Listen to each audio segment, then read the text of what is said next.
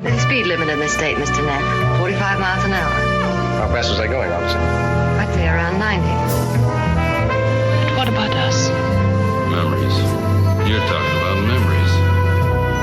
Let's have a drink. I don't want anything of his or any part of it. Except his life. I wonder if I know what you mean. I wonder if you want to. Played it for her, he played it for me. I lived a few weeks while she loved me. Waiting for the lady. Someday you'll understand that. Got some news that's going to take a lot of attention off you and Laura. Stop it, Dix! I can't take any more of this! I didn't kill anybody! I swear! This whole thing's a setup! I should be in here for him. You know the story? What story? Maybe because he was drunk. Maybe not today, maybe not tomorrow, but soon for the rest of your life. Well, I'll give her the message. I bet they're asleep all over America.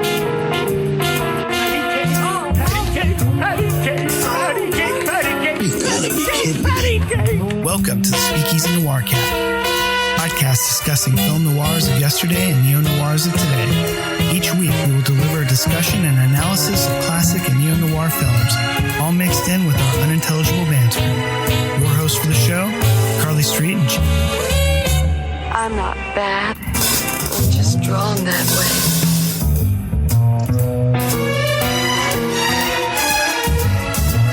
Hey, Carly.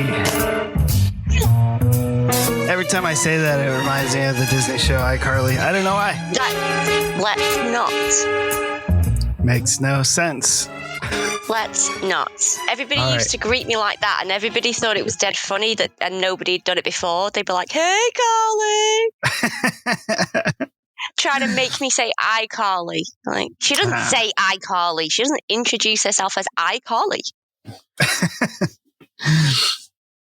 Maybe there's an episode where she says iCarly.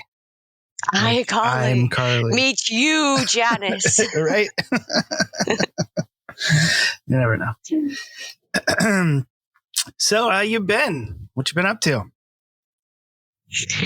Not a lot, really. Well, you It's been gotta quite find boring. something. The rest of the It's world quite here that boring. listens lives vicariously through your adventures over in UK land. Auckland. I drove 10 minutes further away than what I'd normally drive one day Oh, for? because I ran out of Well, I thought I was being clever and I had enough petrol, and I didn't. And I realised that too far past a petrol station Oh, I when see. I was at work in the morning. So it turned into a bit of an episode of 24 because I had to find a petrol station with no phone, like mobile data, so no internet, so no iCarly. And I had like 10 minutes to find one because I needed to open the shop. Wow. Okay, so you got into a car. Scary. You did not check the gas gauge. You did not. I did, but I thought it would be okay. I made a miscalculation. I do that quite a lot. And you had a phone that you couldn't call anybody with? No, I could call people, but I didn't have data, so I couldn't put the internet on. So it could tell me where a petrol station was, and some of where I work, if you go too far, it turns into like a one-way system. So, yeah, I did it, All right.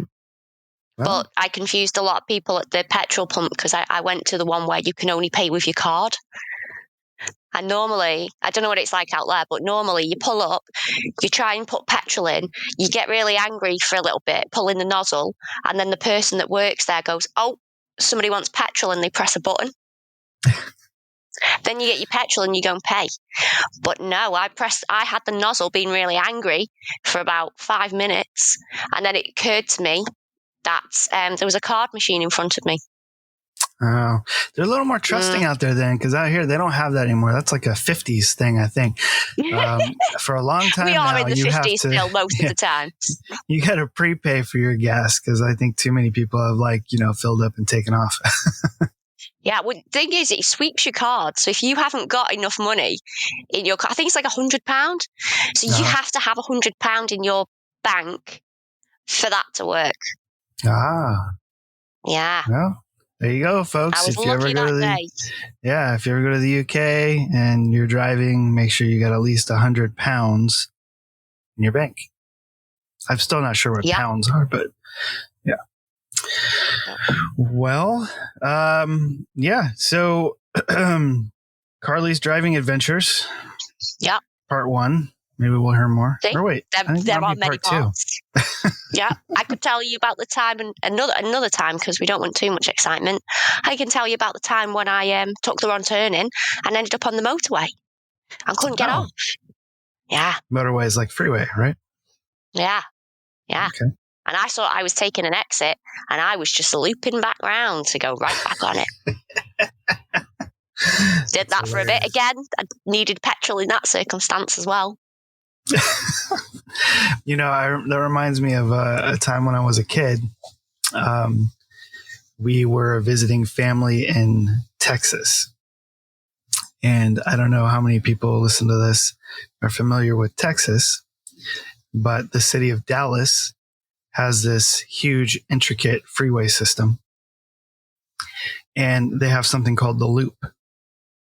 And the loop literally goes in a circle. Like it's a big, huge loop with a bunch of exits that go off. And my father... Oh, so it's like a giant roundabout. Yeah. It reminds me of National Lampoon's European Vacation, where you can't get out of the loop. I don't know if you recall that movie, but it was like that. But it takes you about an hour or so to go around the loop. And my father was driving, and after like a couple hours, we kept seeing the same like tree knocked over or something like that, and we're like, what the hell's going on? He couldn't find the exit, and we drove around that thing for like 3 hours or so trying to find the correct exit. And yeah, it was crazy. Oh my God, that would be like my hell loop. If I die and go to hell, which is quite likely, I feel like that would just be me. Your afterlife's like going to be on the Dallas driving on a freeway. Yeah, just on a freeway forever, just in a circle, just seeing the same tree with no petrol. I'm running out of gas yet. I can't stop driving in circles. This is hell. I've been working 10 minutes and I can't find the exit. Oh, good times. Yeah. And, you know, out in the UK, what, like, you guys, you have these, I mean, I don't know, like being American, I picture the UK being like these little cobblestone roads everywhere and little cottages all over the place. It's not like Downton Abbey. Or, I mean, that's even, what do you call it? Summer, Jesus Christ, I can't think of the mystery show. Can't wait to hear. Midsummer Murders. Midsummer Murders. Well, summertime after. No, that's not it. Midsummer Murders, like that. It's the same thing. Yeah. That's what I have pictured all the entirety of UK to be. Like these so little... some places are like that though. If me and Street go out, like if we go out for a day or something, go driving or something, there are these random places that you just go, oh, this looks nice, let's stop here. And then as soon as you've walked, it's when you walk into the pub, right? That's how you know. Is it like Hot Fuzz, where like every town's like this weird cult? Yep.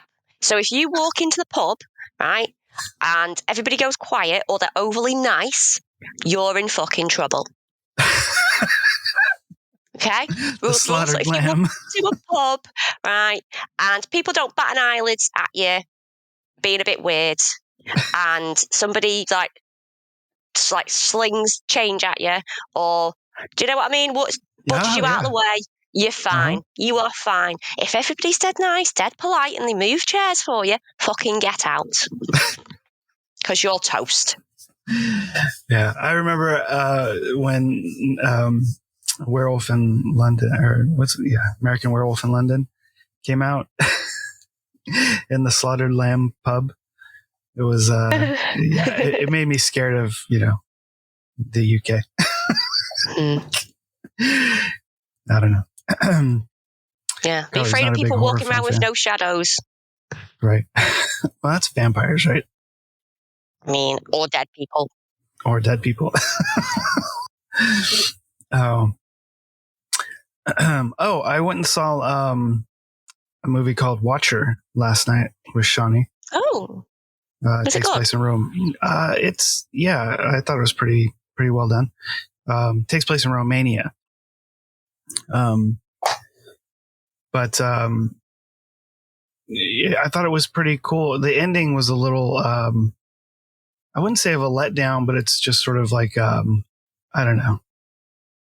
The way they play the ending, it's just kind of like, that probably wouldn't happen. But it was a pretty solid movie. Like it was a nice, solid thriller that you don't get to see very often these days in the theater. So I was pretty happy with that. It's made by Shudder as well, so that's kind of cool. Wouldn't necessarily call it a horror film or anything, but it's a thriller. So anyway, get a chance to check it out. It's pretty cool. It was either that or going to see Top Gun, which I wasn't really excited about, but would have. Do you not want to see Top Gun? I mean, I was never a huge Top Gun fan. It was okay.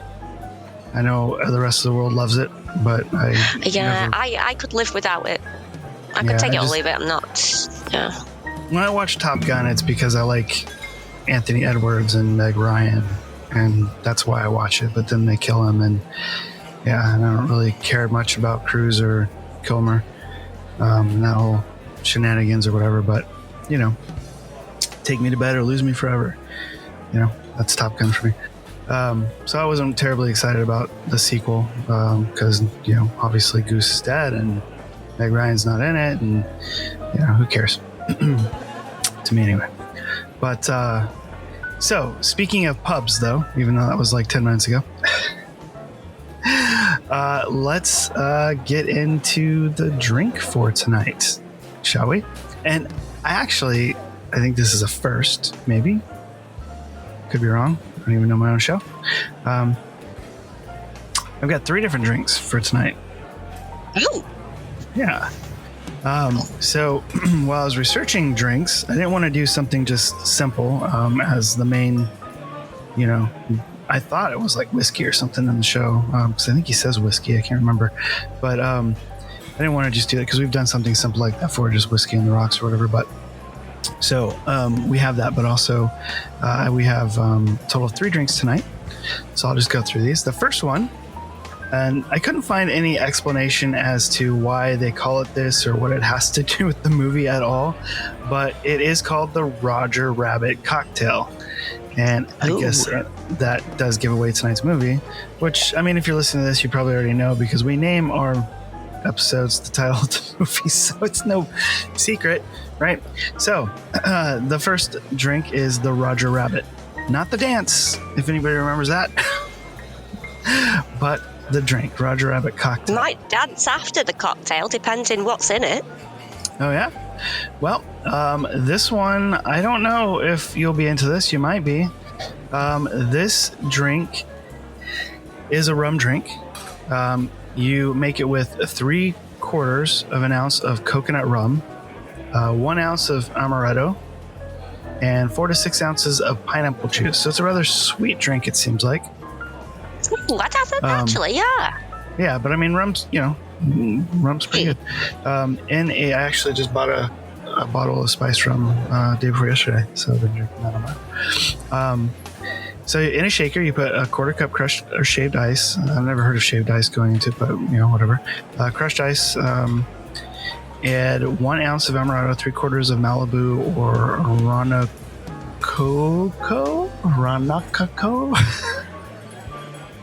Guess as good as mine. Roncocco. Ronacco. And follow up with pineapple juice. Shake vigorously for 20 to 30 seconds until thick foam is made. Pour into what happens if you shake for 40 seconds? It might be even thicker foam and hard to drink. Whoa, calm down, people. Pour it into a cold Collins glass. Pour the foam into the drink. Top with assortment of little fruits on swords. And skip the umbrella. So there's our first one, the Roger Rabbit cocktail. All right. I like the sound of that. Yeah. Now we'll go with the simple one. This is Eddie Valentine's choice of drink throughout the film, which is Scott's. Great Scots, because our villain in this movie was also Back to the Future. Scotch on the Rocks. and I mean ice. For those of you that recall that awesome scene in our film where, he orders a scotch on the rocks and does not receive ice in his drink. Ooh. Or what you could do is you could have them rocks that you put in the freezer. Mm-hmm. Yeah. That you put in your whiskey. So it is scotch on the rocks. Yeah. And actually, that's how they make this drink. Is they use those little, I don't know what they are. They do look like rocks though. I can't remember what they're called, but I've bought some for street. They kind of look like slate. They don't water your drink down. Yeah. So that's Eddie Valentine's choice. And then our more sinister selection for tonight is called The Dip. Now, this obviously comes after the whole turpentine-based, concoction that Judge Doom uses to, dole out final punishments to unruly tunes. All right. So hopefully this doesn't kill anybody when they drink it. I think you only have, to be worried if you're a tune. 1 ounce of Amsterdam Stratosphere Gin. So this might be something Carly loves. Although, second ingredient she's going to hate. 1 ounce of Midori melon liqueur. But you don't like melon liqueur, right? No. It just sounds weird. No. And 1 ounce of Saint Germain elderflower liqueur, which I've never had. Oh, is that bad? Really? I've never had it. It sounded good when I read the description. It's supposed to be on the sweeter side of liqueur. And this is just served on the rocks. So 1 ounce of Amsterdam gin, 1 ounce Midori liqueur, and 1 ounce of elderflower on the rocks. Oh my God! Called The Dip. So I'm excited. A coma. Sounds like a coma. A coma? Yeah, that's how you drink that shit. Sounds like a coma. Well, or at least a bloody headache. Maybe. That might be, why they made it. That's one that I'm going to try, though. I'm going to give that one a shot. I want a picture. I want a picture that Shoni takes of your face so that you can't edit it and fanny about with it. I want her to watch you drink that. Probably be about on the same level of Roger Rabbit taking a shot, right? Yeah. All right, folks, that's our drinks for tonight. You got 3 choices there. All right. And, you got the easy choice with just your simple scotch on the rocks, or you've got the dip or the Roger Rabbit. So we hope you guys enjoy while you take a listen to the trailer for tonight's film.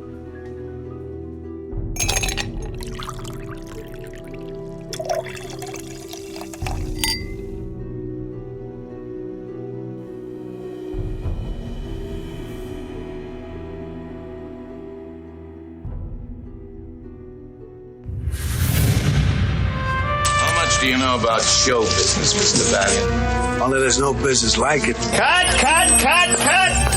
No business I know. I'm 25 grand over budget on the latest Baby Herman cartoon. You saw the rabbit blowing his lines. He can't keep his mind in his work. You know why? Seen cooing over calamari with not-so-new sugar daddy was wife of maroon cartoon star Roger. What's this got to do with me? You're the private detective. You figure it out. His wife's poison. I want you to follow her. Give me a couple of nice, juicy pictures I can wise the rabbit up with. Not my Jessica. It's impossible. You're not the first man his wife played patty cake on him. I hope you're proud of yourself. So I took a couple of dirty pictures, so kill me. I already got a stiff on my hands. Marvin Acme. Guy that owns Toontown. Rabbit cacked him last night. What are you talking about? The rabbit said one way or another, he and his wife are going to be happy. The whole thing stinks like yesterday's diaper. He's not a murderer. I could never hurt anybody. This whole thing's a setup. You wouldn't have any idea where the rabbit might be, Mr. Valiant?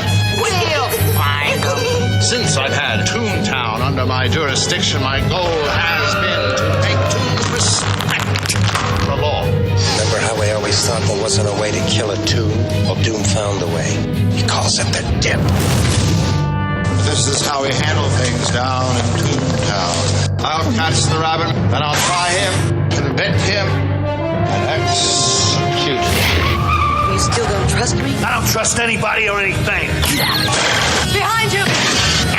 You want to tell me what she was doing with her arms around you? I was looking for a good place to stick a knife. Just talking to you could give me a rap rating and a betting. We don't command justice. Think that's funny? This ain't no cartoon, you know.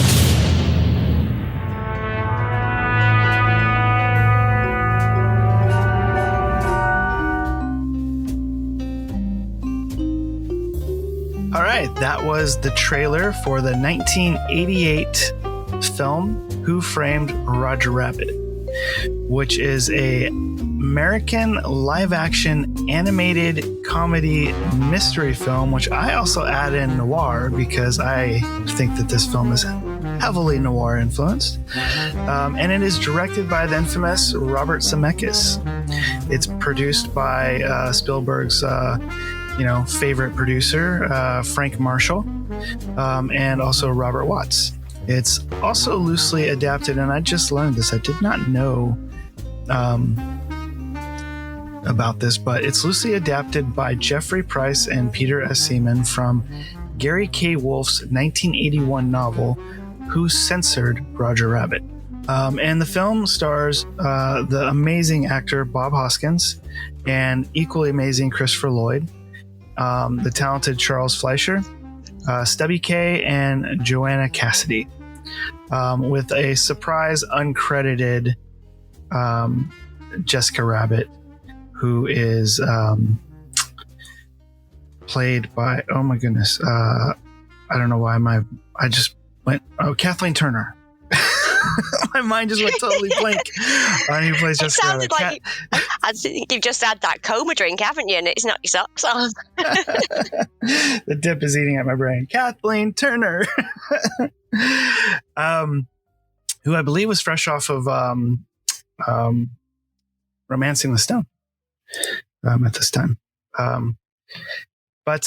So it's got a pretty stacked cast and a amazing director and producing team as well. But before I like we get Bob Hoskins a lot. Oh, so do I. I think he's just fantastic. Just a great actor. But before we get into that, we need to have Carly tell us a little bit about this movie.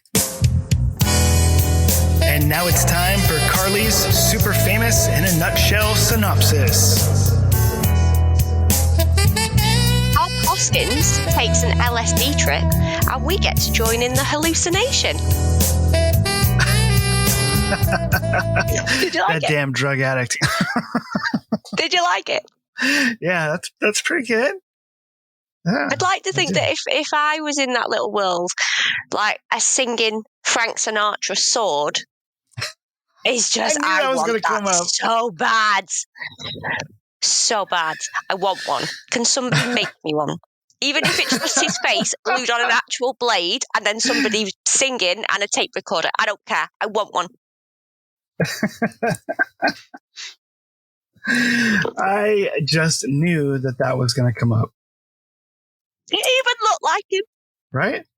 It's like somebody went in my brain when it was like a baby and went, oh, yeah, we'll have that. Well, I can't tell if you're laughing at me or just disgustedly shaking your head in silence. It's funny because I'm doing both. I'm just shaking my head, poor Carly. I know, because I haven't got one yet.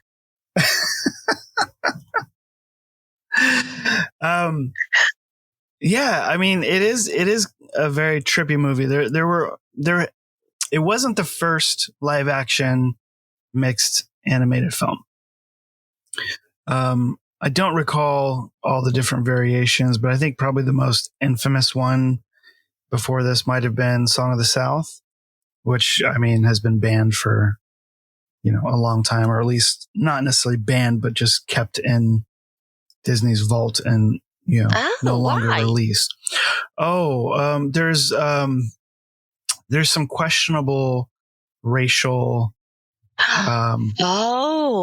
I don't know what you would call it, honestly, questionable racism in there.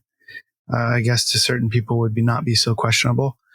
But again, I don't think the film itself is a product of its time, but I think the story that they're telling,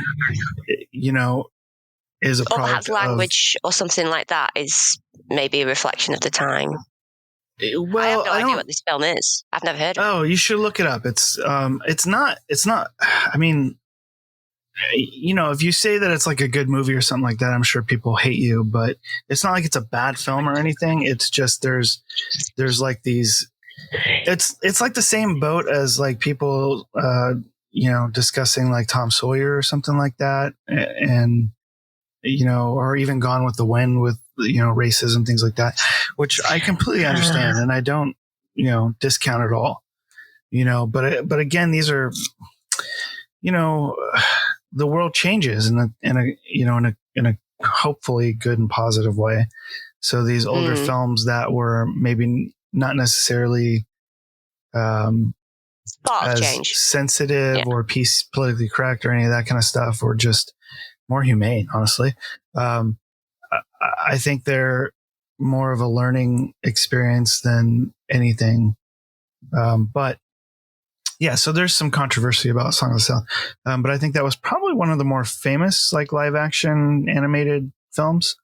And then obviously Space Jam, which came far after Roger Rabbit and things like that. But I think to a much, much lesser effect.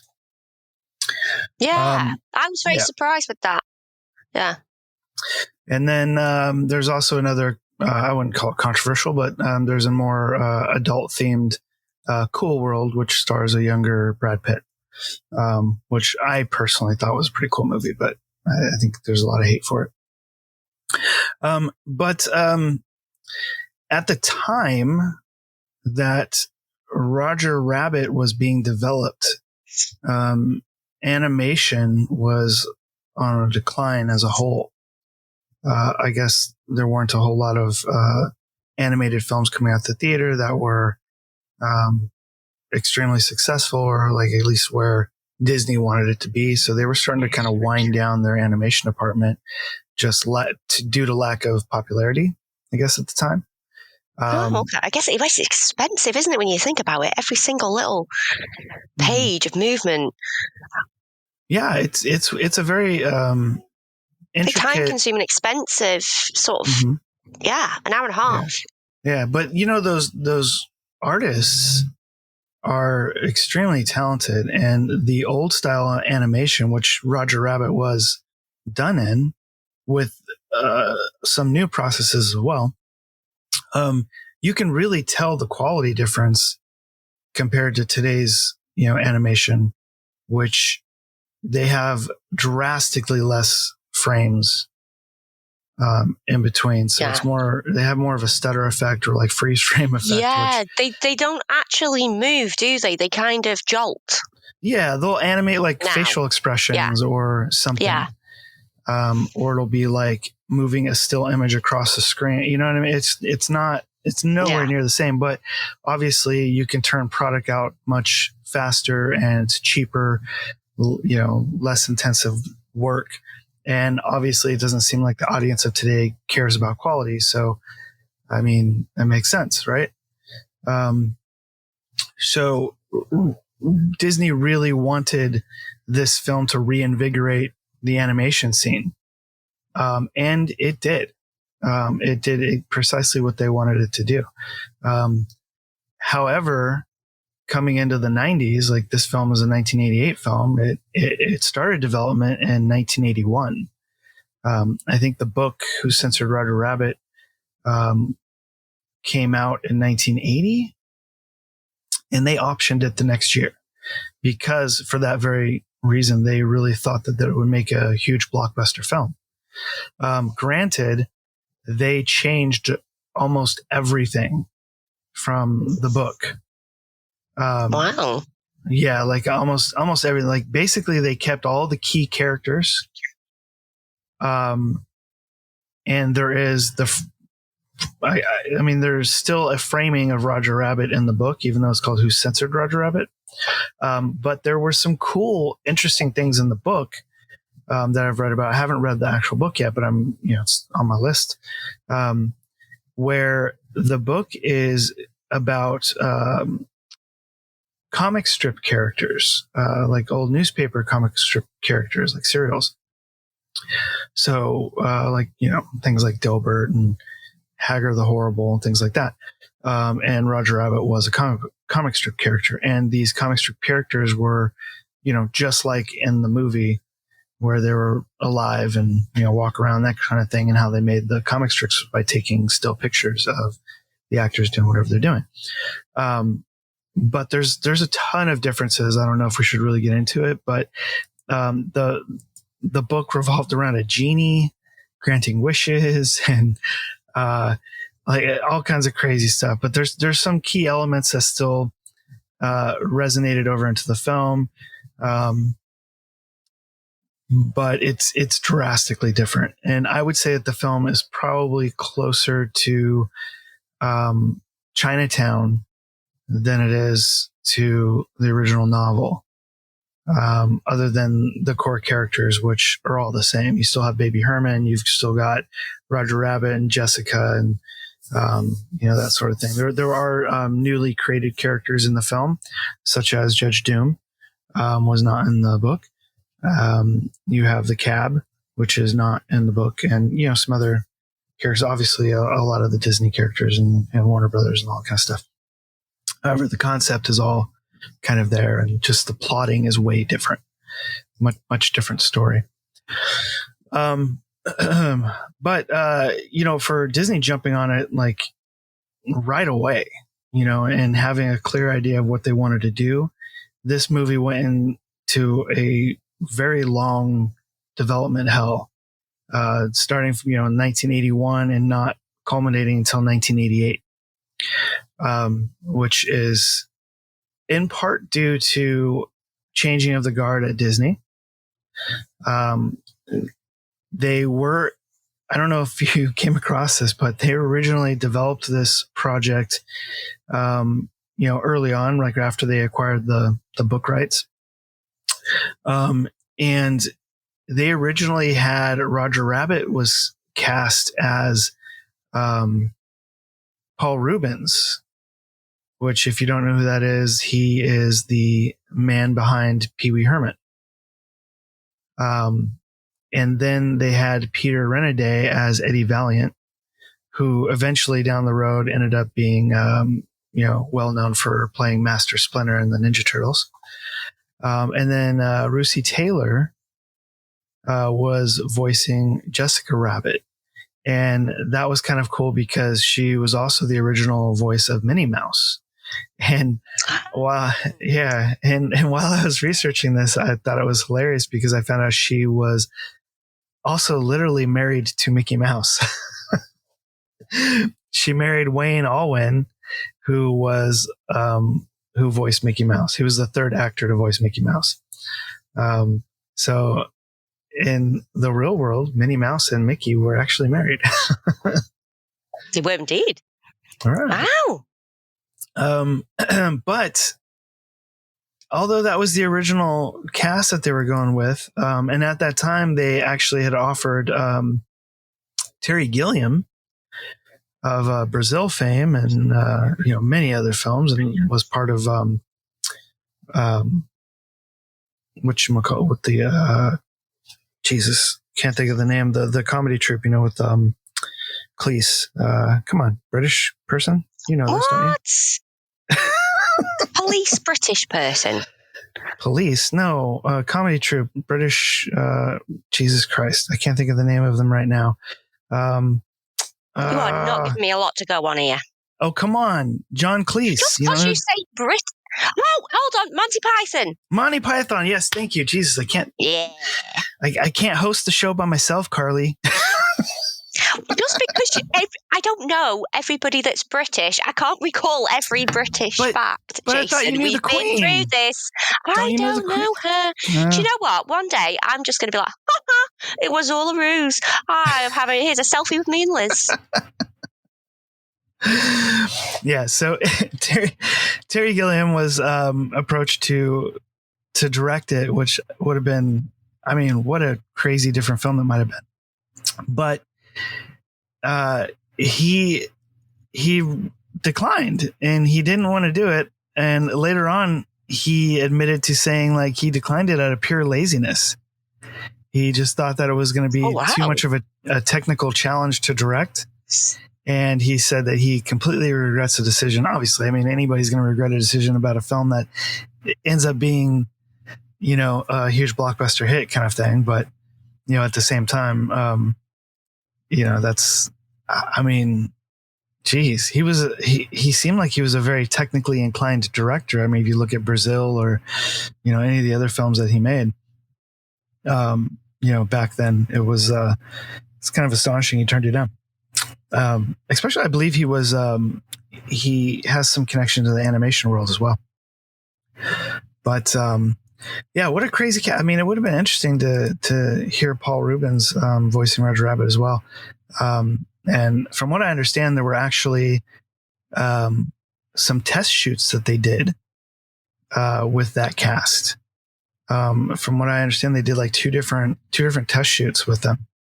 But ultimately, when things changed at Disney at some point around 84 or 85 or so, all of that was just kind of wiped clean.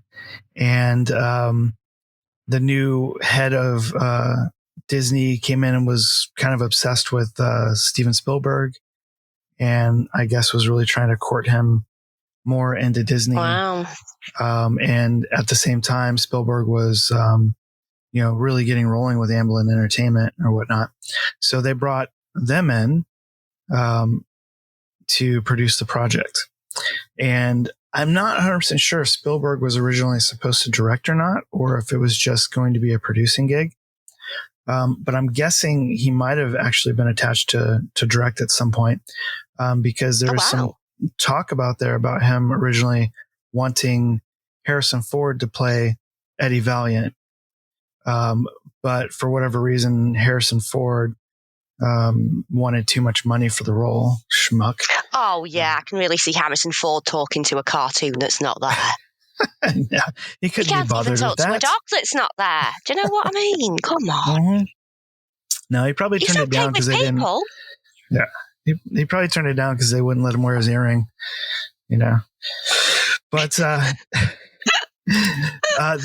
a whole there's a whole slew of actors that were at one time or other either considered or attached to play Eddie Valiant in this film.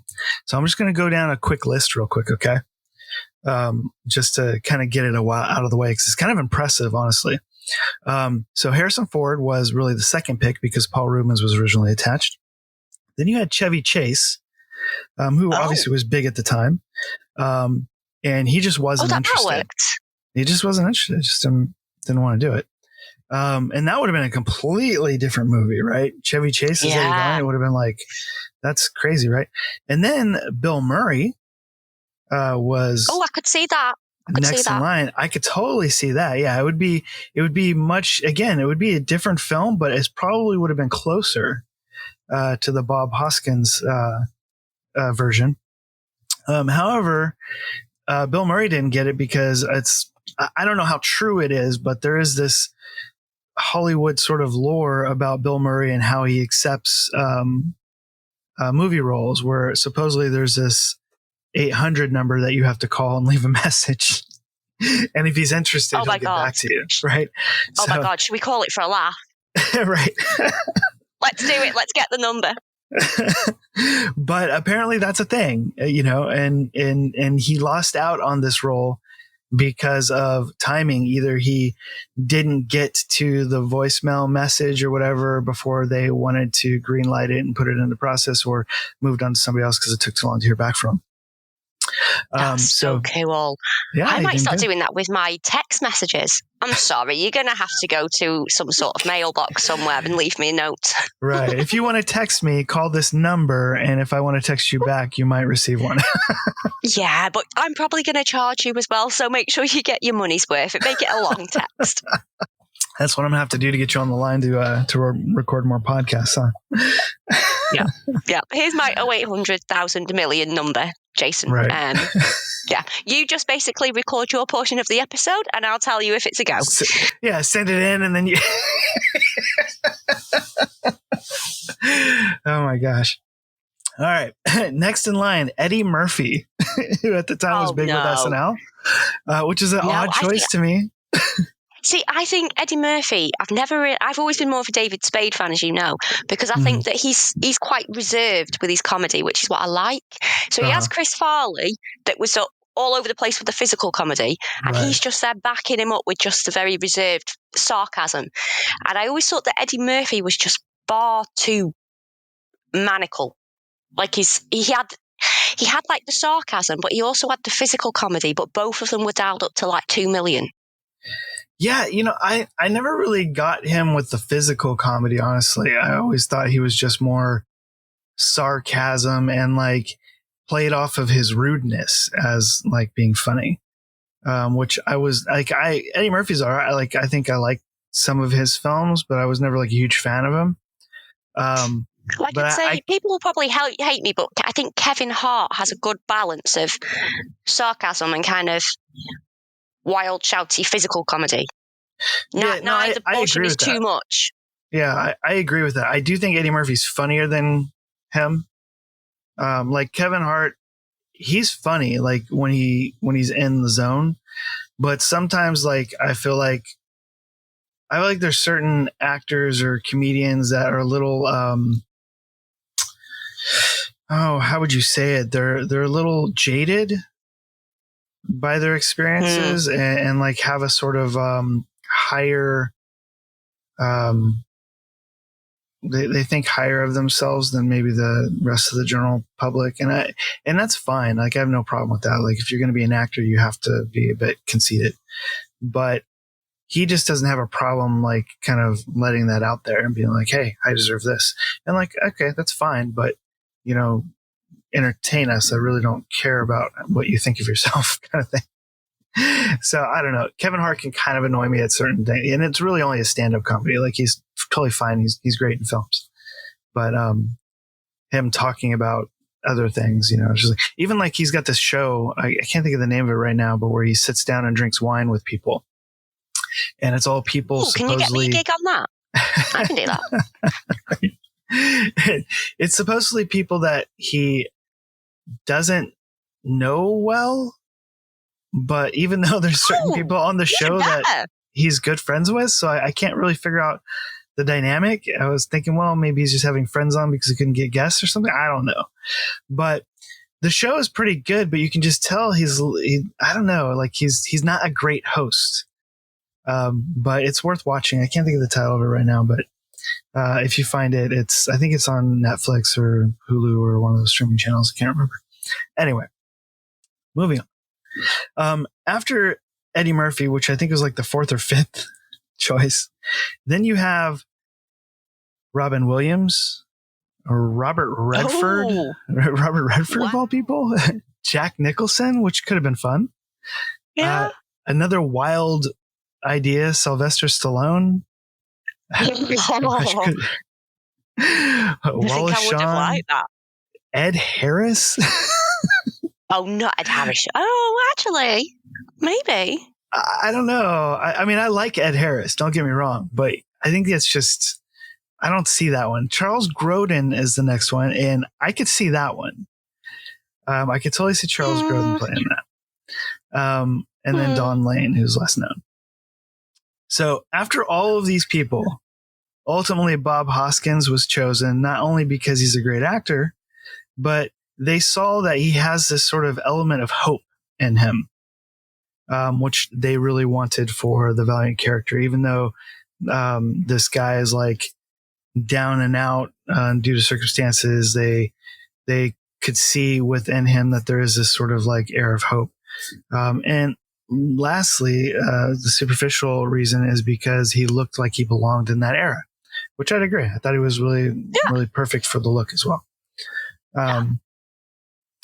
Yeah. And I found something kind of funny. So Roger Rabbit was eventually voice acted by Charles Fleischer, who's a stand-up comedian and actor. But he insisted on being on set dressed in a Roger Rabbit costume, and he stood in behind the camera for most of Bob Hoskins' scenes to help maybe him. when Bob Hoskins was saying that he was hallucinating, maybe he wasn't actually. He was seeing a giant rabbit, like Donnie Darko. Could be. Maybe Totally they told could him. be. Maybe that's a clever director's trick, and they just went, "Yeah, no, everybody pretend the rabbit's not here. It'd be more realistic." Right.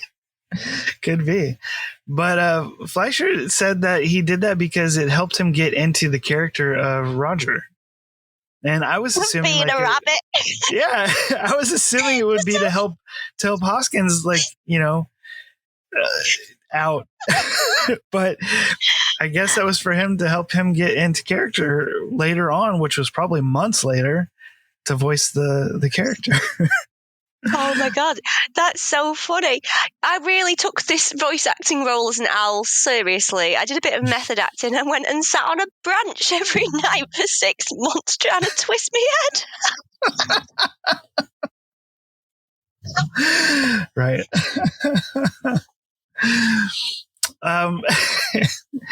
Now, there's also a whole list of actors that were up for the role of Judge Doom. Oh. And the first original actor that was up for it, which, I mean, I hear this and I love the idea. As much of a fan of Christopher Lloyd as I am, and as awesome as I think he was in this movie, like, I really think he did a fantastic job as this character. Michael J. Fox. No. Oh, that would have been so cool. I don't know. Michael J. Fox is very sinister, though. But yeah, I know. I just want to see him with like fake weird eyes, that cartoon eyes. I think the closest we'll get with that is Michael J. Fox and Frighteners. Yes, that's where my head went straight away. Yeah, which he was fantastic in that movie. That's like personally, I think that's like his greatest like acting role, but next to Back to the Future. But originally, this new rebooted version or revamped version after 85, Amblin was trying to get Tim Curry on board to play Judge Doom. Now, Tim Curry is an amazing actor, right? And he originally auditioned for it, so he was obviously interested. But after the audition, all the producers found him too terrifying for the film, which I could totally see, right? I mean, if you think about him as It, or, I mean, even in Clue, like, he's kind of like, even though he's fun and everything, he's not scary in Clue, but like, I would be worried he would kill me. Yeah, sinister. Yeah. So I feel like that's such an amazing casting choice that just never crossed my mind.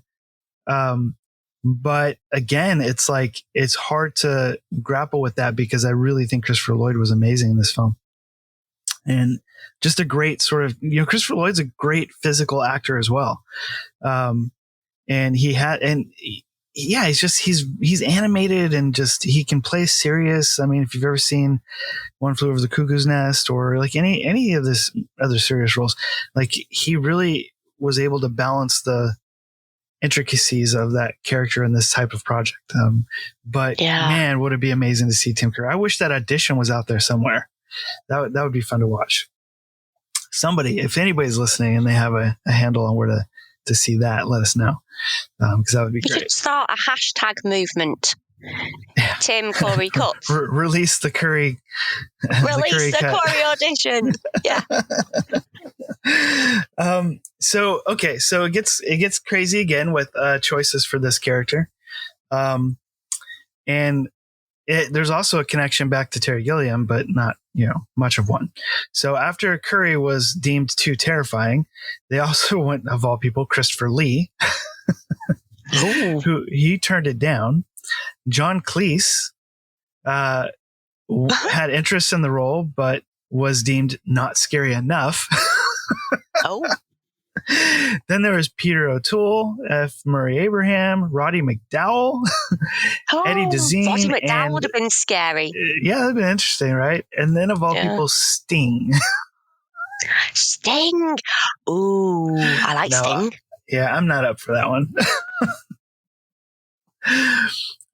So eventually, Amblin Entertainment got Zemeckis on board because I believe because of Romancing the Stone, if that's correct, did well, and he directed. I believe Loads. I gotta look this up because I'm pretty sure that Loads. He said Back to the Future, didn't he? Yeah, no, he did. He did, but I think it was because Back to the Future was a bit later. Because of Romancing the Stone. That was 1984. So that was right before they started redeveloping this. And I think Back to the Future was 1985, so that would have been after, right? So, so yeah, he initially got the gig because of Romancing the Stone, which did really well, which is a cool adventure film. But then, in between this movie getting greenlit, Back to the Future, he directed Back to the Future, and that was a massive hit. So obviously that, that was going to happen. And because of that success is where Christopher Lloyd came into the picture, because he worked with them on Back to the Future. So that was sort of like, it was just, a no-brainer sort of like casting, which I think is great. If they couldn't wrap their heads around Tim Curry, I think Christopher Lloyd was probably the best second option. And then Christopher Lloyd was said because he was in Star Trek. He compared the part of Judge Doom to his role in Star Trek, which is Klingon Commander Krug, whatever his name is, and Search for Spock. Because he considered them both overtly evil characters, which Lloyd was quoted as saying is really fun to play. And with Judge Doom, funny enough, I think he avoided blinking his eyes while on camera to perfectly portray the character, which is kind of funny because obviously there's the whole setup of Valiant talking about his red beady eyes or whatever it was, and then you have the whole scene with Judge Doom walking around the warehouse and the fake eyeballs all over the ground and slipping and falling on them and covering his eye. And then later on, obviously he's got these crazy eyeballs. Right. And then there was another little Easter egg in there connecting that sort of Judge Doom killing Valiant's brother before it's spoken, where on the big machine, I don't know what you call it, like the tank thing that's shooting the dip out on the windshields, it has like these big, huge red evil eyes. So if you catch that, then you'll probably make the connection that this is also the guy that killed his brother, which probably isn't too hard to come up with anyways. So I think that was kind of cool that, that connection led to Christopher Lloyd playing Judge Doom, because I thought he was pretty great in it. And, when I was watching this, I don't know if you made the connection because you didn't really care for Chinatown, but I never really researched this movie previously. I've been a fan of this movie since it came out. It's not the first movie, obviously, I've seen in the theater because it came out in 1988, and I'm, an old dude now. But I was about 9 years old, 10 years old when this came out, 9 years old.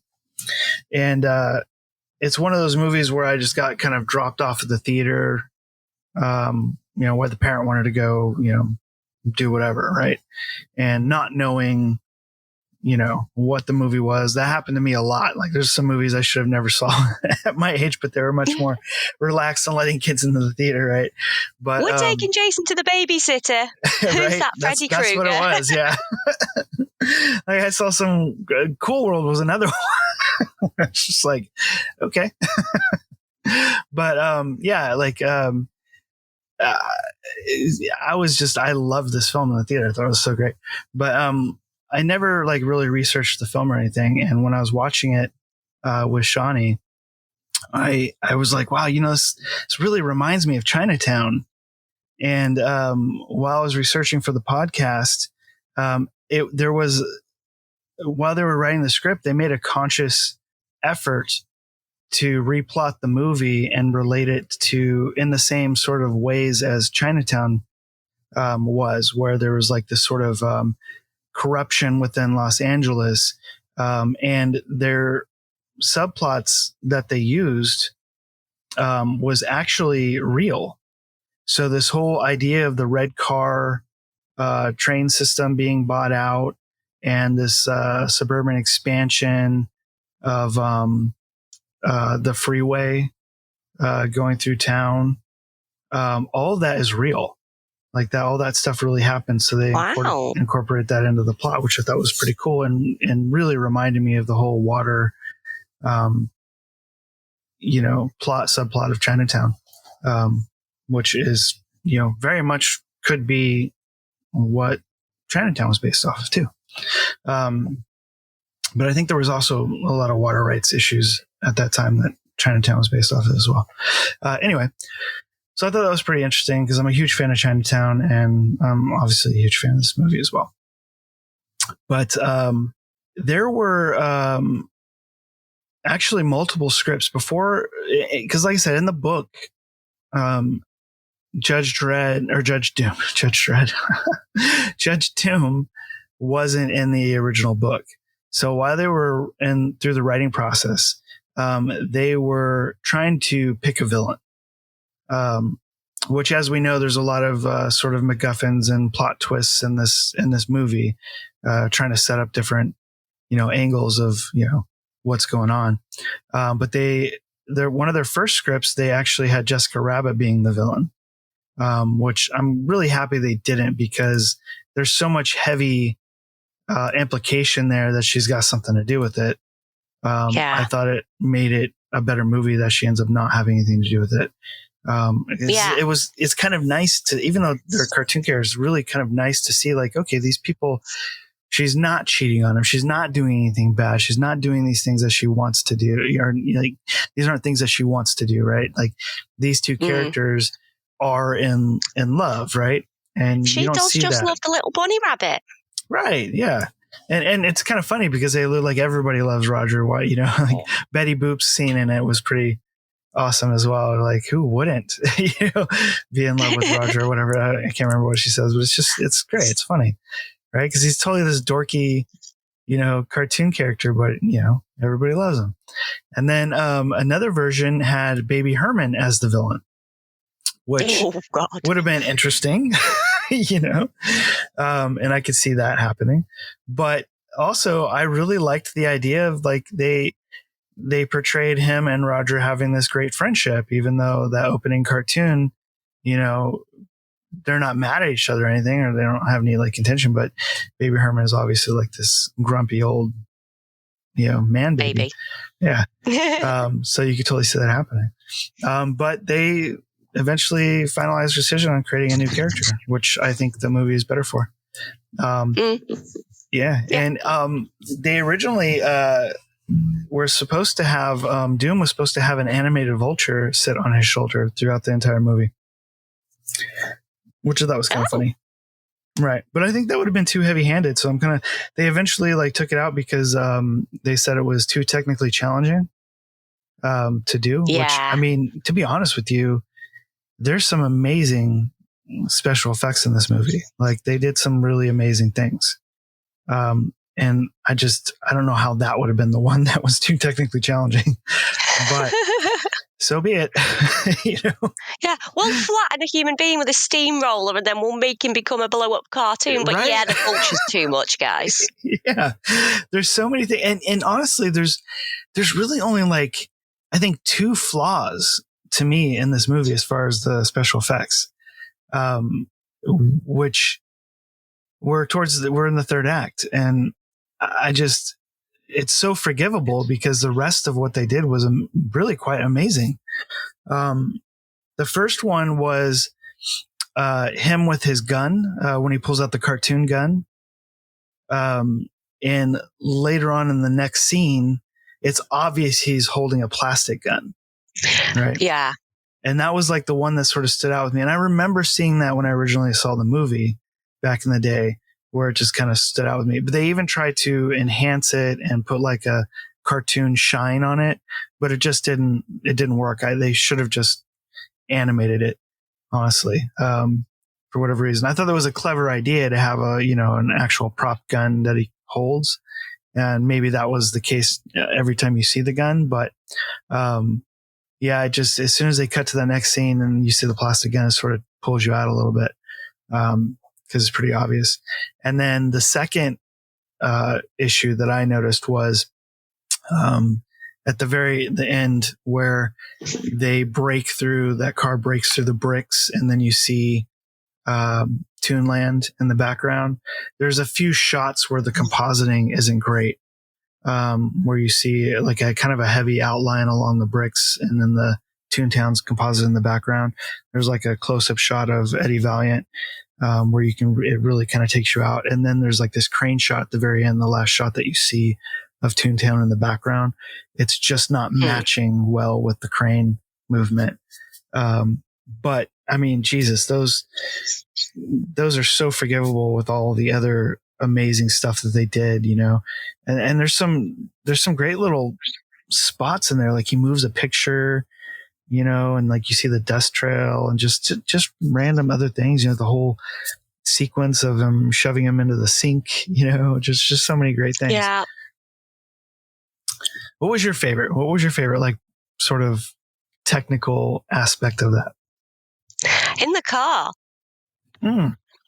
Which version? In the car when they were in the getaway car, when he'd been in the bar and he was trying to find the rabbit, and then they ran outside, and then they went in that car, and there was somebody banging in the back, and it turned out to be a bloody angry car. Right. And then they went on a little adventure with this bloody car. It's great. Yeah, it was pretty good. There's so many that I enjoy in the film. I just thought it was great. I don't know if I could pick one really. I think probably it's got to be some sort of sequence with Christopher Lloyd's character in it. I don't know. There's just so many great things, but I mean, there's just so many little pieces in there that were just like kind of little treats. I can imagine how complicated it would be to create this movie, and get it all right. And then on top of that, I was reading about the animation process. Not only did they do like the traditional 2D cell animation, hand drawn and the high quality, every frame sort of animated sequences, but they also would need to match the lighting of the live action stuff. So they developed this process where they would create 2 additional sets of animations, which would add shadows and then also reflections. And then those were composited on top of each other and then composited onto the character animation, which was then composited into the live action stuff. And then not to mention the live action gags that the characters would interact with, such as like when he moves the picture or sits on a chair or breaks the dishes in the bar, things like that. All that stuff is all like live action, manipulation that the animation has to coexist with and make sense. And then, it's such a, I don't know, technological achievement. I think it's just crazy to think about how difficult it must have been for all that stuff to line up, which I guess kind of plays into the idea of like the movie was originally, Zemeckis originally wanted it to be budgeted around $50 million. And Disney rejected it. They said it was just too expensive. They're not going to put that kind of money into an animated film. But then they agreed to doing a $30 million budget. And eventually, as things tend to happen on films, that ballooned into what he originally wanted, which was 50 million, which kind of makes you think, well, did he just sort of disregard it and do what he wanted anyways? But there were some heavy talks within Disney to completely cancel the project once the project ballooned to like 40 million. So It came close to them actually canning it. But the president of Disney talked them out of whoever was overseeing the particular project, and just let it be because they really wanted to invigorate the animation department. And it's a good thing they did, because not only did that end up being an Academy Award winning film, but it did invigorate their animation. So that was did what it said on the tin. Yeah. Right. There's actually a lot of things like the vulture that was supposed to be on his shoulders. There's several things like that in this film that they ended up dropping, either from technical reasons or probably budget, I would think. Like there was a fun one that I read where Judge Doom would carry around a suitcase. And in his suitcase, there would be 12 small animated kangaroos.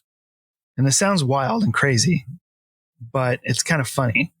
And the kangaroos would act as a jury. So whenever he would, I guess, want to kill one of the characters with the dip, the kangaroos would pop out of the suitcase and they would each hold up a letter that would spell out, "You are guilty." And if you count the number of letters and "you are guilty," there's 12 of them and 12 juries, or 12 people in a jury kind of thing. So I thought that was kind of a fun little thing, but I guess it was just cut for budget. And I don't know about technical reasons because it doesn't seem very technical, but who knows what they had planned. So we've got a vulture and the kangaroos out. Yeah. And then there was a scene that they did, which they actually shot and animated. And I think you might be able to find it on like the special edition, like Blu-ray. But there was a scene where the weasels, I guess, kidnap Valiant and they throw him into Toontown because they know he doesn't like Toontown, right? And they somehow get a pig head on him. Just crazy wild, right? So he's thrown into Toontown with like a burlap sack on his head, and he pulls it off and he's got the head of a pig. And so he's like, he's going like crazy and nuts because he doesn't like animated characters and is trying to get this pig face off. And anyway, his own face. Yeah. And I think that this scene comes before the scene where Jessica Rabbit shows up at his place. Because the scene, like when he gets thrown into Toontown, he like runs off and then he goes home and takes a shower, and I guess somehow the water gets rid of the pig head. And it's actually really, really cool special effect that they do, because they show the pig head kind of fall into the bottom of the tub and goes down the drain, and it looks really cool. It's kind of a scene that I don't think was terribly too long. They could have left in the movie, but apparently they cut it out for time, or slowed down the adjacent scenes to it. But that's the reason why when Jessica shows up, he's getting out of the shower. So there was a connection there, which I thought worked on its own, like without that scene, but, it made sense as to why he's coming out of the shower, why they added that in there. He's not just there to be, sexy Valiant. Sexy pighead Valiant. Right. Did you read about the original titles for this movie? No. So it wasn't originally called Who Framed Roger Rabbit, which the book was called Who Censored Roger Rabbit, which is really close to the movie title, right? But while they were developing it, they came up with a whole bunch of titles for it, just like they came with a whole bunch of different actors. So I'm just going to go through the list real quick, and I don't think any of them work in compared to Who Framed Roger Rabbit. I think that's just perfect. So I'm glad they settled on that. But in no particular order, these titles were Murder in Toontown, Toons, Dead Toons Don't Pay Bills, The Toontown Trial, Wow. Trouble in Toontown. There's a lot of alliteration going on. Yeah. And Eddie Goes to Toontown. That's because somebody said in the meeting there's too much alliteration, and they went, Eddie Goes to Toontown. Nobody knows who Roger Rabbit is. I think my favorite is Dead Tunes Don't Pay Bills, because it reminds me of like Dead Men Don't Wear Plaid, the Steve Martin movie. But which I did bring up to you that we should watch that, but then I started rewatching it and I'm like, oh man, this is a problematic movie. I didn't really realize it. But there's a lot of misogyny in that film, which I guess, I don't know, I saw it when I was a kid, so like there's a lot of funny moments in there that probably would not go over well today, but I still think we should watch it. I don't know if you're a fan of it or have ever seen it, but I've never seen it. No, Steve Martin's great, but yeah, there's a ton of misogyny in there. It's just kind of like, whoa, he did that. They got away with that. But different time. Did you? I don't know if anybody else is like stunned at like all the different companies that. I mean, I assume everybody has seen this movie, and if you haven't, you just absolutely weren't interested in it, or you're too young. And if you're either of those, you should check it out. It's a great film. But they're like, one of the major achievements of this film isn't some filming technical achievement or, acting or direction or any of that kind of stuff. One of the major achievements of this movie was a behind the scenes kind of thing. Never in history have these characters been put into the same project. So not only did you have Disney, who's normally extremely coveted of their characters, you also had Warner Brothers, and I mean, all of these major cartoon companies that Amblin got to say yes, to put their characters in. However, there were a couple stipulations, and mainly just from the big boys, like Warner Brothers and Disney. Warner Brothers stipulated like, our characters need to have the same amount of screen time as Disney's. Like you can't say, because otherwise they're feeling like that means that Disney characters are more important. Right. Okay. Understand that. Yeah, that makes sense. Right. And then there were other things such as they specifically wanted Bugs Bunny, who was like their major character, to be in the same scene with Mickey Mouse. And I guess that's just sort of a vanity thing as well, but again, they did that. And then one of the more odd ones to me, which I don't know why either way that this happened, but I think it was either the head of Warner Brothers specifically wanted a specific design of Daffy Duck. Apparently there's two major designs of Daffy Duck, which I don't recall there being, more than one Daffy Duck, but apparently there is. So, they originally Zemeckis originally used a design, from Bob Clampett. And Warner Brothers demanded that they use a design from Chuck Jones. So Zemeckis had separate artists go ahead and animate Daffy using Jones' design to satisfy Warner Brothers, but took his original scenes that he had animated in the Bob Clampett design and put it in the final film. Sneaky devil. Yeah, so Warner Brothers was, I guess, extremely pissed off at him for that. But even to further that sort of strangeness, Warner Brothers also designed this scene of these two characters in the film, which is the nightclub scene after Jessica scene, or before Jessica scenes. You see Donald Duck and Daffy Duck. This like dueling piano scene. The piano. Right? Yeah. So they they wanted, I guess, them specifically to duel, but specifically nobody could win the duel. So they had to tie or something like that. Something crazy. So which is the reason why like all the nonsense ensues and then the hooks come out and pull them off camera. So it's like there's some crazy pettiness with Warner Brothers. So I think they felt very threatened by Disney's status, but I mean, I guess I understand it, but it's also pretty, it's a little bit juvenile. Yeah. I mean, let's be honest. The best animated characters were the little penguins from Mary Poppins that were serving people drinks with rocks in. Yeah, I mean that was if we're being honest. It was a fun touch. It really was.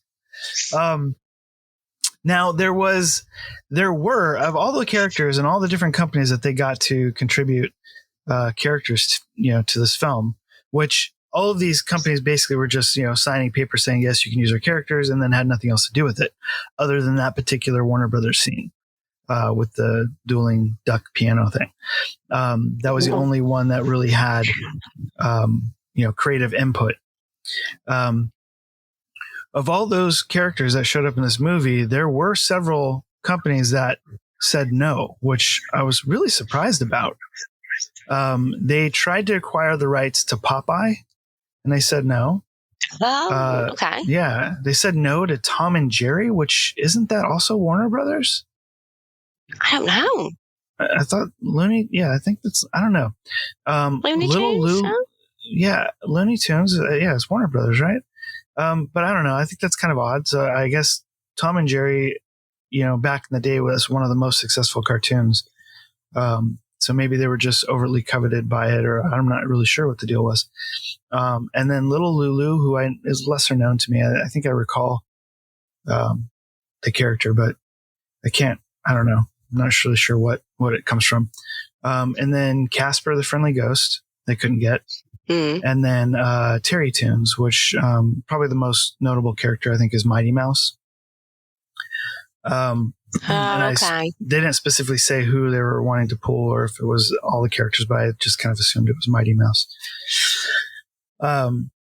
So I was kind of I thought that was a little strange that they couldn't have all. I mean, if Disney's on board and Warner Brothers is on board, like why hold the rest of these back? I mean, that would kind of be like free advertising, especially when all these characters were sort of like, by 1988, they're not doing well. Like, these are like much, much older characters, right?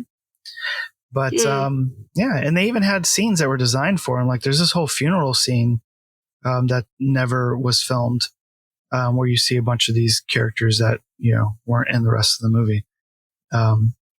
But I guess that's just the way it goes. But yeah, like I was saying before, it is the first and only time that you see Mickey Mouse and Bugs Bunny together, as well as Donald Duck and Daffy Duck together. I guess officially, as they say. But there's so many cool characters in there that it's just surprising me that some of these other ones couldn't be solidified. Yeah, it is what it is. So. I would assume that a live action animated film, most likely geared towards adults, would be a hard sell in general, but it happened, right? And not only did it happen, ending up with like $50 million budget, after all said and done, it grossed on its opening $11 million, and only like a fraction of the theaters that are like open today, like in 1,045 theaters, it grossed $11 million, which is huge, for that time. And it was ranked first place at the U.S. box office on opening weekend. It was also Buena Vista's biggest opening weekend ever. And if you don't know, Buena Vista is a subsidiary of Disney's. It's sort of like, if Disney doesn't want to open something under their own banner, they'll throw it to Buena Vista, or they've got a couple other ones that they release, and now it's like Miramax, and I can't remember all the different titles.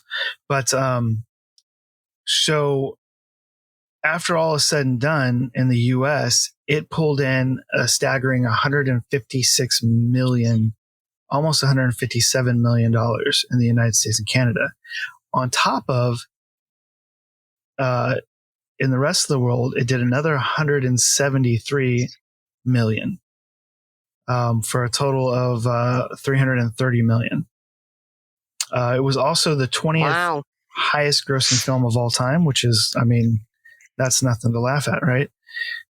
It was also the second highest grossing film of 1988, only behind Rain Man.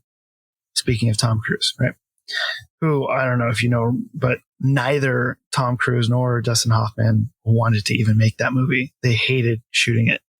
And it ends up being a huge, successful film, right? But that's the only film that beat it. And also in the United Kingdom, Carly, over in your neck of the woods, it was the biggest opening for Disney films in the UK. Wow. It was universally acclaimed by critics and moviegoers. It currently still has a 97% approval rating on Rotten Tomatoes. It was nominated for 7 Academy Awards, and it won 3 of them. And more recently, which I think we talked about this on our last episode, but maybe not. I can't remember. I'm a huge fan of Chip 'n Dale Rescue Rangers. You know, it's part of my childhood.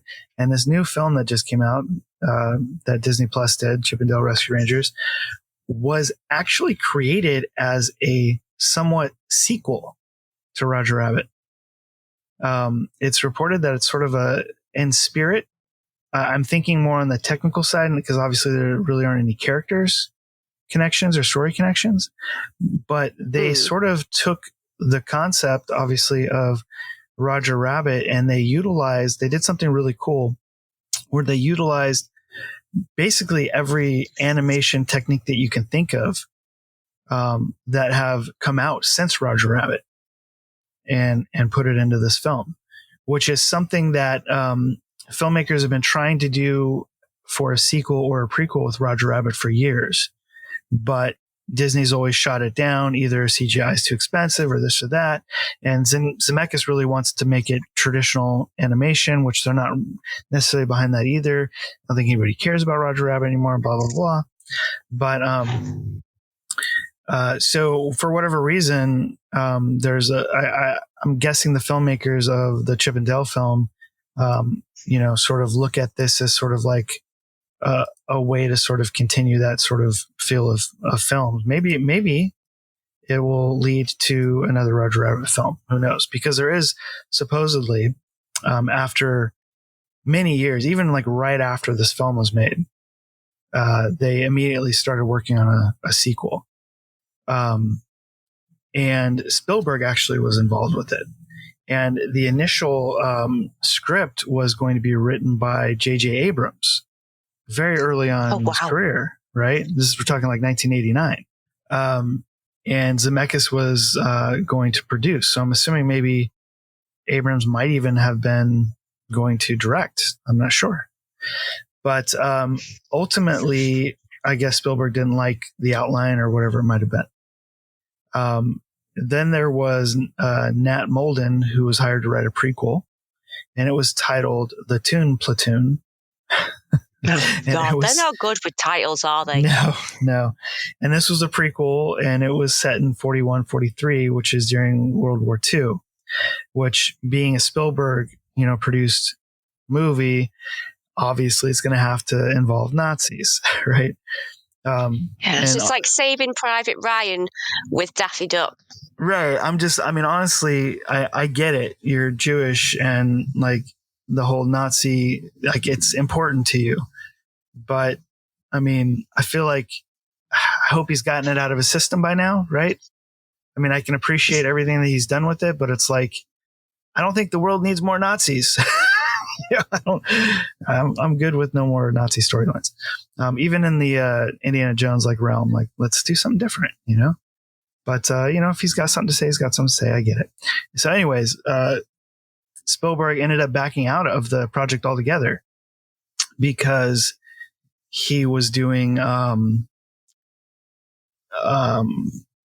what's it called? Schindler's List.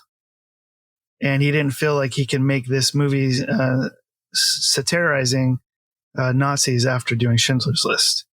Which, okay, I mean, I understand that. But he does so much in the Nazi realm. I mean, it's probably a good thing that he didn't do it anyway. But the overarching storyline was going to be about how Roger met Jessica and ends up in Hollywood, and how he's trying to find his birth parents. And I don't know why they decided this. I guess because they're rabbits, but eventually we find out Bugs Bunny is his father, which I think is just silly. Yeah, that's no.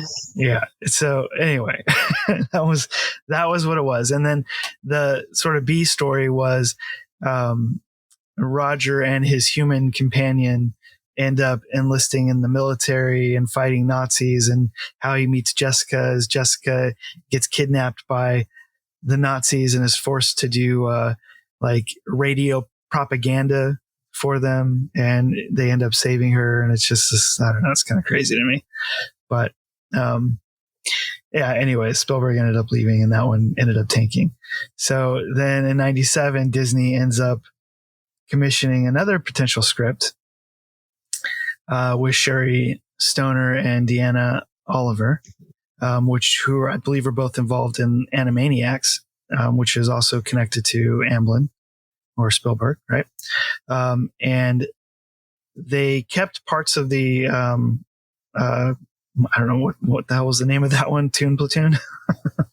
They kept elements of him trying to find his mother, but took out the World War II stuff, and then made it some sort of like Broadway, Hollywood, rise to stardom sort of like story. And this one got so far along the lines that they even hired Alan Menken to write songs for the movie, and they produced them and recorded them. But ultimately, when they did test results of the animation, Disney just did not like it, and they were doing CGI animation. So they just weren't really thrilled about the quality of it. So they tried to do a second test of it. And they just dropped the film project altogether. They felt it was too expensive. I don't think this is the type of film that needs a sequel or a prequel.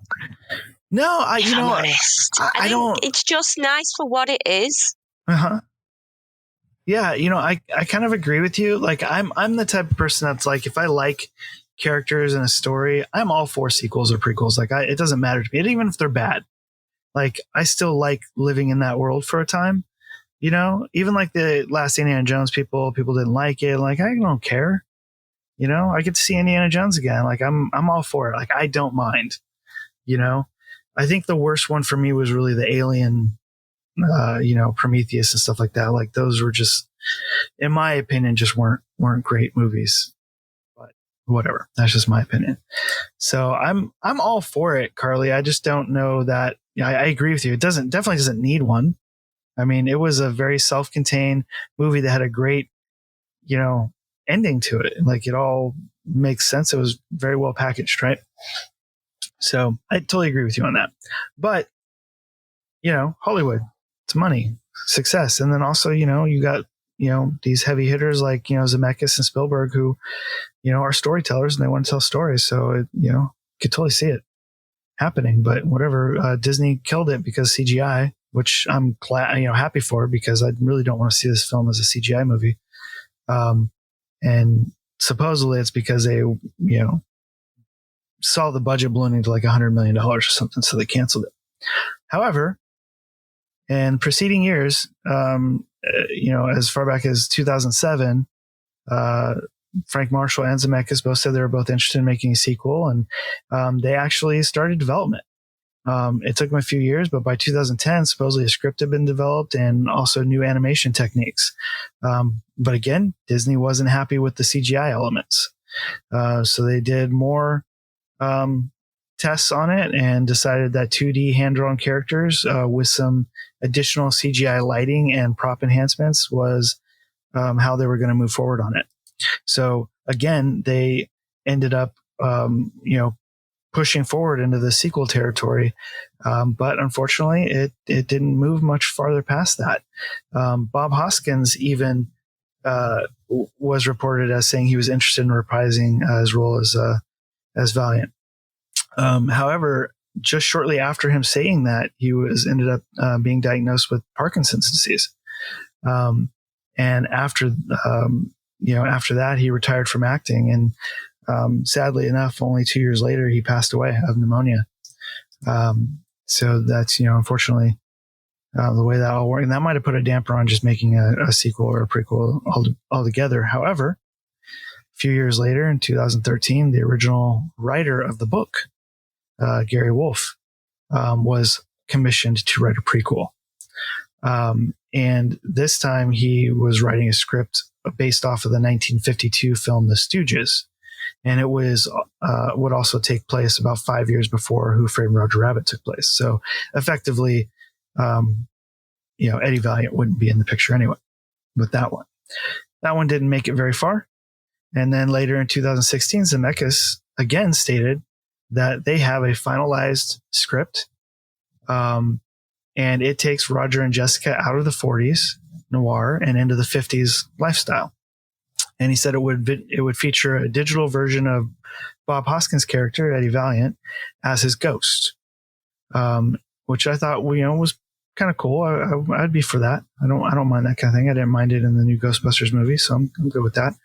And a lot of people don't like that sort of thing, but I think it would be cool.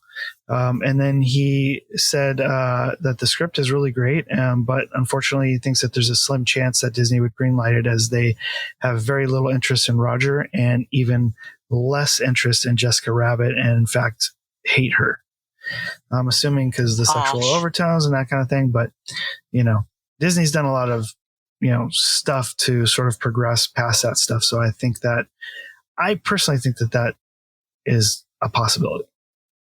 A couple years later in 2018, Zemeckis spoke again about it, again praising the script, and that he still doesn't see Disney making it, even though Disney Plus was just coming out. He says that he just doesn't think that they would be interested in making the movie because it doesn't have any princesses in the film. So who knows? Will we ever see a new Roger Rabbit film? I think it's possible. I think that as highly rated as it is, and as big of a fan base there is, and as unique as the characters are, because sometimes you get movies like this where the characters are just sort of like knockoffs, and for all intents and purposes, these characters definitely should have been knockoffs. Like they should have been very generic, but they weren't. They, in their own right, created some very fresh new characters for this film. And I think that they did a brilliant job for that. So I don't see any reason why they couldn't continue utilizing these characters in new stories. But as you did state, Carly, it's not the type of movie that really needs one. So who knows what the future holds. Yeah. So I guess I've talked your ear off, Carly. Maybe we should rate the movie, unless you got something else to say.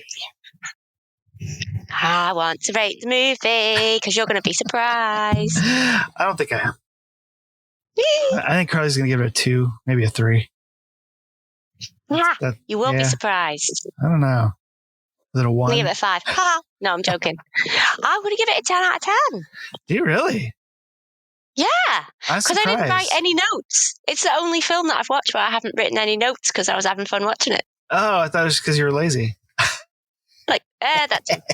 But on this occasion, I wasn't being lazy. I was being entertained. You just had a Budweiser in each hand. You couldn't write. Yay, don't tell everyone. Wow, okay. Well, give me the rundown. Yeah. Let me know. I want to hear your side of it. Well, I really liked it. I think because I thought it was going to be a little bit shit, if I'm being honest. I thought it was going to be, oh, here we go. What a load of crap. And I was really surprised from the minute, because as soon as that first sequence comes on with the baby and Roger Rabbit, I thought, oh, Christ, what am I watching? I have a feeling everybody that saw it originally in the theater felt the same way. Honestly, I was proper involved in whether that baby was going to fall off the fridge. And then when the baby turned out to be a grown man that was angry with the cigar, it just made me really laugh. Yeah, I hope so. And I think that's the main bit. It just made me laugh. Yeah. Well, pretty much all the way through. Yeah, I can give you stars. Oh, Roger Rabbit can't make the stars when the refrigerator falls on him. So funny. I know. And then at the end, when he does make the stars, Yeah. and he's like, "You're in the middle of a situation here, love. Forget the stars." Yeah, I think it was definitely a surprise with the Baby Herman character. That was Definitely. Funny. Oh, did you? I'm sorry, I'm interrupting your rating, but did you ever come across like the sort of like controversial lore of the film? Particularly that there's two particular scenes where there's some controversy, right? Where supposedly the animators were having, some hidden fun. So that scene right there where it breaks from that animated cartoon at the beginning, and then Baby Herman getting pissed off and walking off stage, and he walks underneath the woman's dress. So, okay. So supposedly he's like, weird. Yeah. Well, supposedly, and I didn't go back to check it, but supposedly when this came out on Laserdisc for the first time for home media, people had the option of doing slow motion and pausing at a high quality, right? So you can see what's going on. So people were apparently seeing him flipping off the woman, sticking his middle finger up, and then he goes under her dress. And when he comes out the other side, he's got like drool coming down of his face. Oh. And I'm just like, okay. And I didn't go back to check it, but no, I'm not doing that either. And then there's sort of a Basic Instinct scene with Jessica Rabbit, where when her and Eddie Valiant are driving in the cab into Toontown, and they hit the light pole and they fly out of the car. Apparently, if you slow it down, you can see where again, I didn't really go back and check it, but you can see where her, I don't even like saying it. It's the whole Basic Instinct scene where her legs come apart or whatever, and her dress is like up, and you can see what's going on in there, right?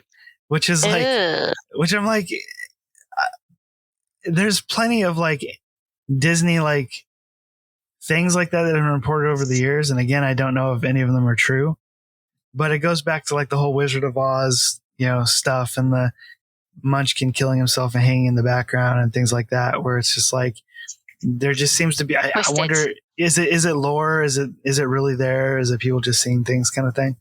Who knows? But that's a major controversy that came out with the film once it hit Laserdisc and people could freeze frame it. But, I'm sure it's out there. So if you folks want to check it out, maybe YouTube or something, or anybody can break out a Laserdisc player and find a copy.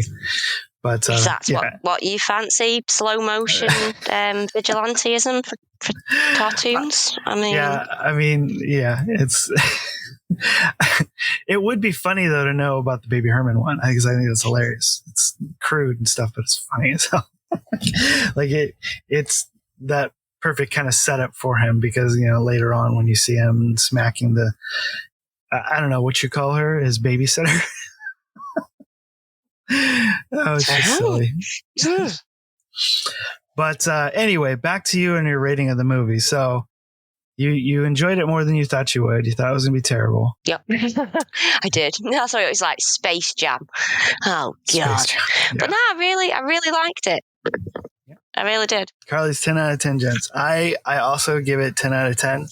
I think that just the technical quality of the film is amazing. I think that most of the special effects were just top notch. There's very few cracks in the special effects of this film. Yep. The acting of everybody all around, from the voice acting to the classic character portrayals to, just everything. Just Bob Hoskins' ability to deliver realism with his interactions with the characters, and his ability to take that sort of down and out character, but, also it was like there was charming. Really somebody there. Yeah.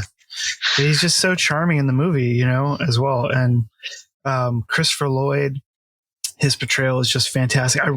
It's one of the characters I wish was in the movie more.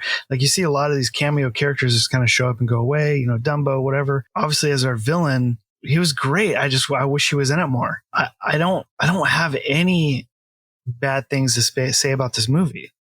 Like, I think most people might think it's childish or for kids or whatever. It's certainly not, in my opinion. It's a well-made, well-told story. It has a great script. It's got great characters, very unique lead characters that are homages to other things, without being too similar, I really enjoyed the idea of the noir aspects of it, where we've got the femme fatale, but it's not necessarily connected to our detective. We've got the down and out detective, but it's not because he's heartbroken over a woman. It's his brother died, and like he's, they spun it enough that it kept it feeling fresh. And I really liked the idea of him having this love interest, but nothing's happening because of this connection that he's had with his brother and losing him, and he's sort of disassociating. And it reminded me a bit of like the Travis McGee books, but I don't know if you've heard of those. But there's just a lot to love about the movie, I think, and I think that I think most people would enjoy it, for what it is.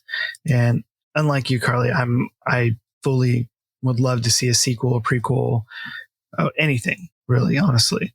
I think it'd be great to see Bob Hoskin reprise his role, even though he's passed away. I think that'd be so cool and fun, because even though he's been in a ton of stuff, I think this is probably one of the ones that people are going to remember him more for.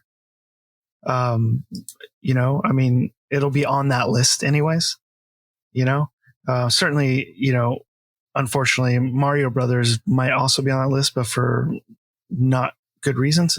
But don't knock it till you've tried it. Yeah, I mean, he's in a lot of great films, but this I think from many different standpoints, like puts it kind of at the top of the list in my opinion. So anyways, yeah, I'd also give it a 10 out of 10. Hey! It's our first animated episode. Maybe this would be a good time to break out the animation thing that we did. Put Bob Hoskins' face on yours and put bunny ears on me. Okay. We can do that. We can try. When we say we mean you. All right, folks. That's it for us today. We hope you enjoy listening to me ramble.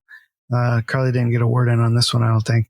But we hope you enjoy watching the film, or at least reminiscing about it if you've already seen it. And check out one of those 3 drinks. I think the dip sounds interesting, and I hope you guys try it out. And until next time. Bye-bye. He's looking at you, kid.